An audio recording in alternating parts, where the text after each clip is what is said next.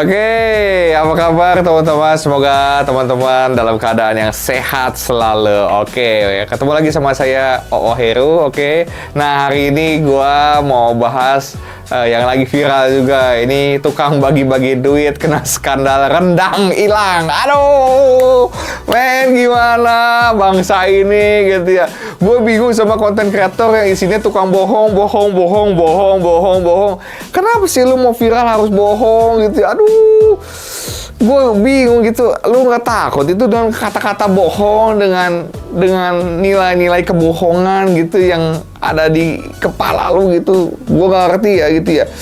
Kok bisa-bisanya gitu ya rendang hilang viral? Gue bingung banget. Oke, kita bahas lah. Gak usah lama-lama. Gue berubah dulu jadi mukanya Willy Halim. Oke,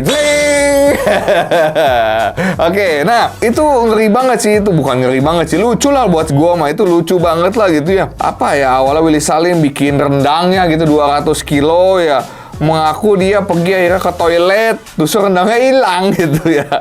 Aduh, mau itu masa ada yang makan gitu ya, ada genderuwonya gitu ya. Nah, tapi ternyata ada fakta lain yang terungkap nih.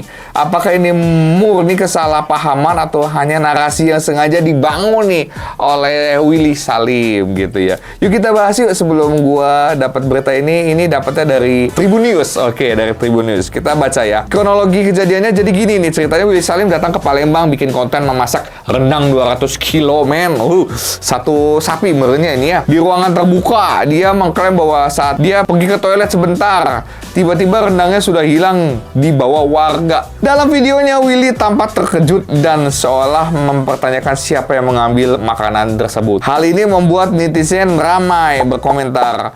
Bahkan beberapa ada yang menyalahkan warga Palembang, guys. Ya, namun gak lama setelah itu muncul bantahan dari konten kreator lokal Palembang, Randy Aditya, melalui akun Instagramnya, @rondot. Randy mengungkapkan bahwa Willy tidak pergi ke toilet, guys. Wow, jadi kemana dia?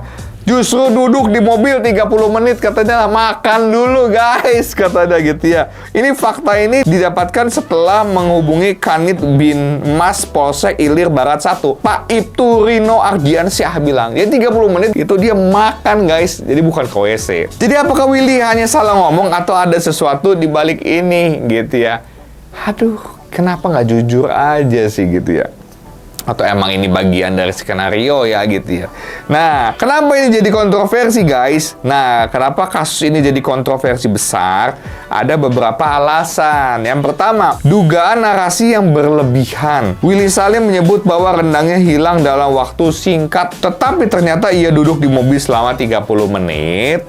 Ya, hal ini membuat publik mempertanyakan apakah video ini sengaja dibuat agar viral. Nah, 2. Dampak ke warga Palembang. Narasi Willy membuat sebagian netizen menilai warga Palembang sebagai orang yang rakus dan tak tertib. Padahal menurut Randy Aditya, fakta di lapangan tidak seperti itu. 3. Judul konten yang menyesatkan. Willy awalnya menyebut acara ini sebagai bukber bersama di Palembang. Bukber ya. Padahal dia baru mulai memasaknya rendang pukul 19 waktu Indonesia Barat.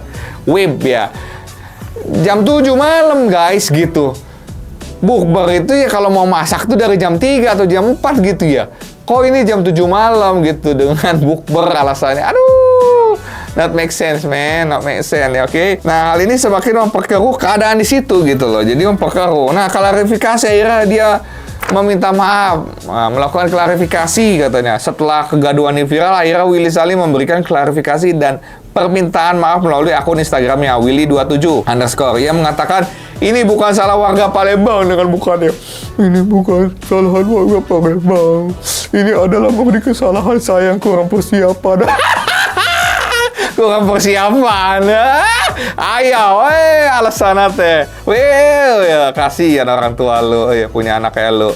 Nah, ini bukan salah warga Palembang sepenuhnya. Ini ada salah saya karena saya kurang persiapan katanya gitu. Willy juga menambahkan bahwa ia sebenarnya tidak kecewa dengan rendang yang hilang, justru senang melihat antusias warga.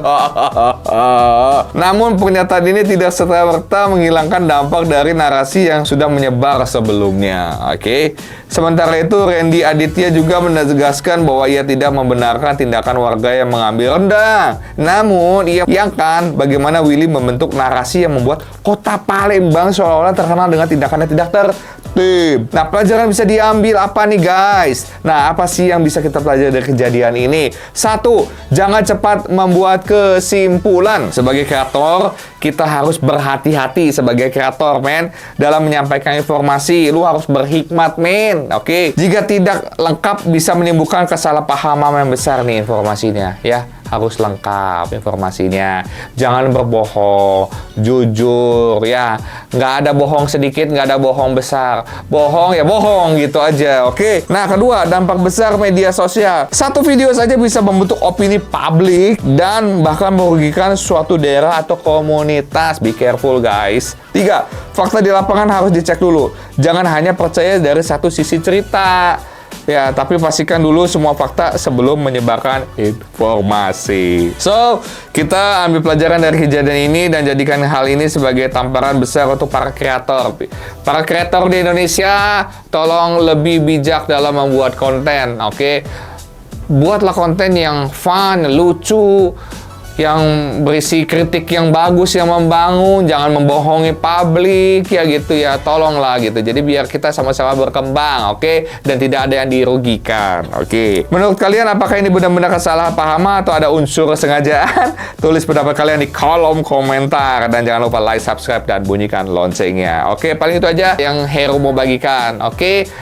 Sekian dan terima kasih. Salam hormat Willy Salim. Bye. Jangan lupa bahagia. Ya. Dah.